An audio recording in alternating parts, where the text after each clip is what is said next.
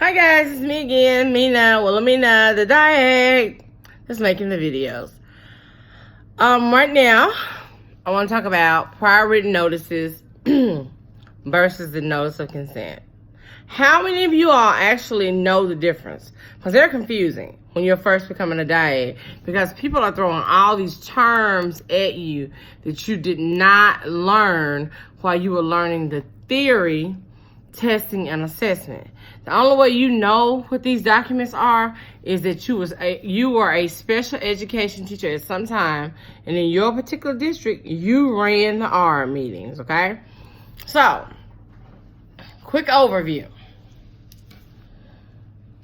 The prior written notice goes inside the IEP. So that's going to be in that little IEP section as you're going through. If you're using sped, which my district does, you're going to start at page 10. And as you go through it, right before you get to right after you get to the signature page and the decisions of and things like that, that's where that notice is going to be. That prior written notice is just telling the people what you decided to do and why you didn't decide to do it, and what the district is proposing, not proposing, what they are going to do, what they are going to do. For example, we're proposing to reevaluate your student on a 3-year read. In those boxes, and usually your district may have a template that they already have set up. And when I say a template, I mean a pre-written script. Most people are not sitting up typing this stuff as it goes because you don't have time to. An R meeting is not an all-day meeting, so you don't have time to sit there and physically type that. Sorry, you don't.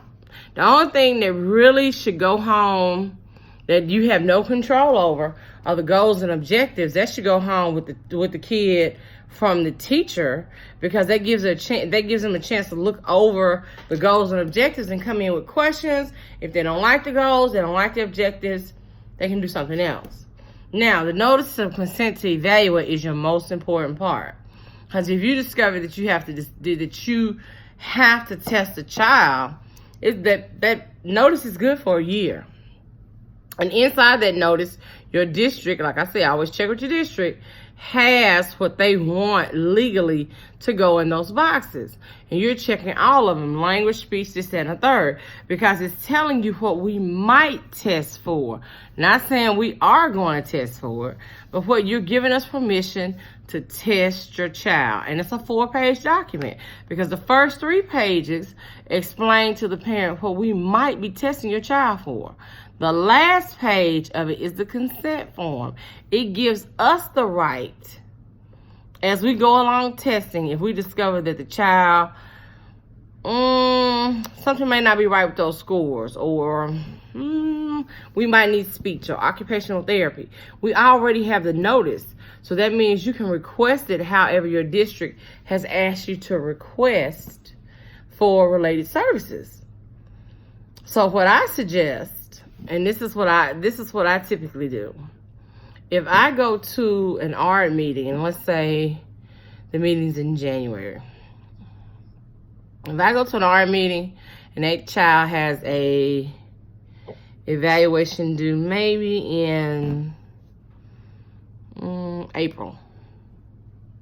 Let's just say April. I try to go into the art meeting with the notice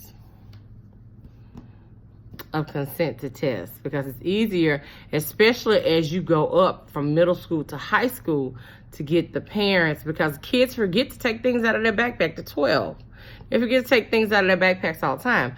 Whereas in elementary, K-5, mom, dad, grandma, auntie, whomever, they are still checking those backpacks for those notices. And it always helps if you give them a heads up to say, hey, Miss Patterson, Miss Jones, Miss So-and-so, I am sending some information home with little Ethan, little Brownie, little whatever your child's name is. And I need you to really read over the paperwork. If you have any questions, feel free to call me. However, I need you to sign that and get that back to me as soon as possible. That way, even if you're not going to test a child in January, because they're due in April, you still have the signature of consent on file. And you don't have to go digging for it and go wondering, where did I put this? Now, if you tune in tomorrow, I'm going to show you some examples of some templates that my district has made for me. Every district has something that they do differently. And I still use a few things from my older districts, from my first, second, third, fourth district that I worked in as a teacher. Now, when I became a diag, I still found some things useful from my old district that I kind of transferred in with me to this district. That still makes it easy for me. And we're going to review planning and templates and how to use the templates. So if you still like my channel, please subscribe to my channel so I can keep doing the videos and you can get information.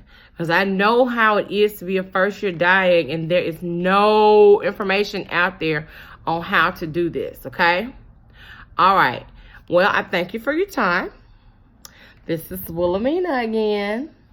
And what I would suggest you do is, if you like my channel, like the videos, please subscribe to the channel and hit the like button. And then I might be able to add some links of where you find things, or be able to tell you how to get the templates and things of that nature. But thank you for watching. Thank you for bringing me into your home. Bye.